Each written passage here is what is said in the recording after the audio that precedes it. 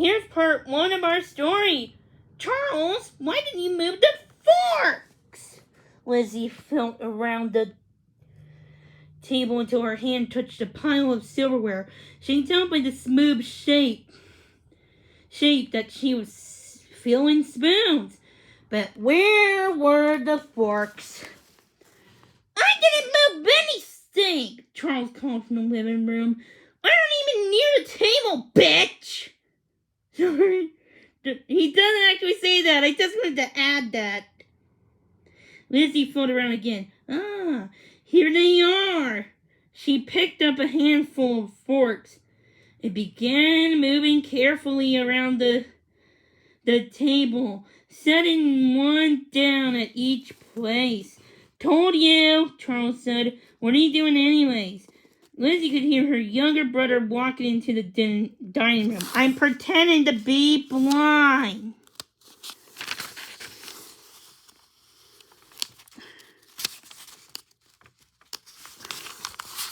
Ugh, she told him.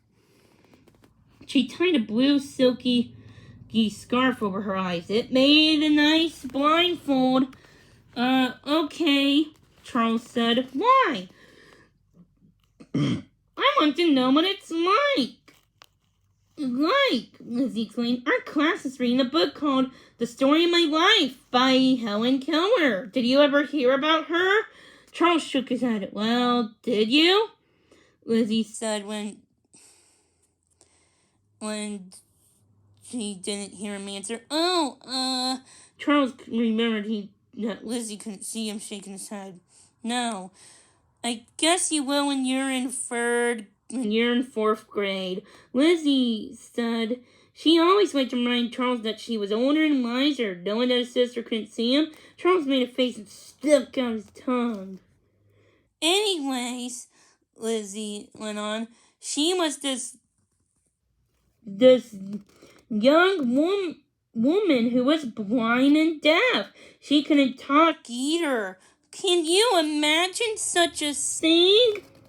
This time Charles tried to remember to say no as he shook his head.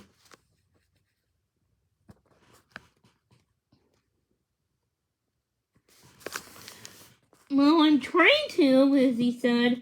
I'm at least trying to imagine what it would be like to be blind. Did Helen Keller have a seeing eye dog? Charles asked. Good question, Lizzie said. No. She loved dogs and had lots of them. They were her favorite animal.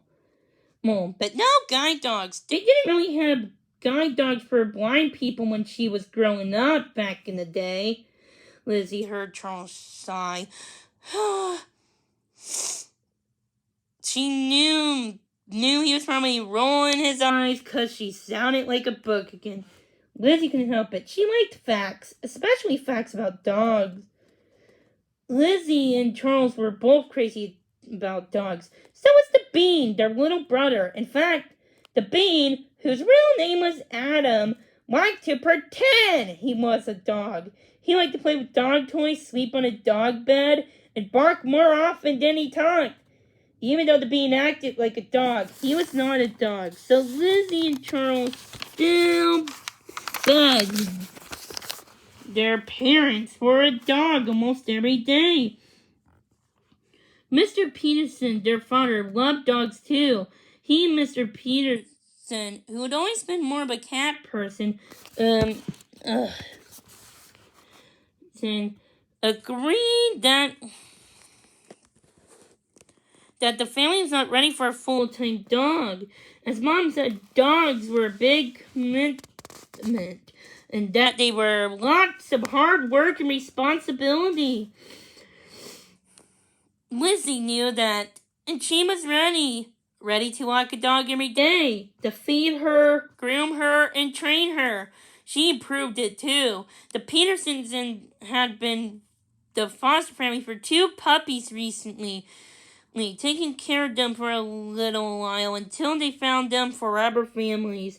Charles and Lizzie really worked hard to take good care of the puppies. With help from their parents, they had started to train the puppies too. How's Snowball? Lizzie asked Charles Sinkin, their most recent foster puppy. The lovely little West Highland Light Terrier now lived with Mrs. Peabody, who was Charles' grandbuddy. Grandbuddies was a school program where kids visited with older folks who lived in apartments called the Meadows. He's great, Charles reported. Mrs. Peabody taught him how to put his own toys away. He carries them to his basket in a corner, and then he comes and waits for a nice little treat. Snowball's such a little smarty, Lizzie said. She felt for the stack of plates and began to go around the table, putting each plate at each setting. I think he might even be smarter than Goldie. Goldie was a golden retriever puppy that the Petersons had fostered. She lived next door with Charles' best friend Sammy and his family, and their older golden retriever named Rufus. I don't know about that, Charles said. Goldie's pretty bright. She already learned how to open the cabinet where Sammy's mom keeps the dog food. That's just because she's hungry, Lizzie said, laughing. Golden retrievers are big chow hounds. They want food more than anything. But Goldie's no dummy, that's for sure.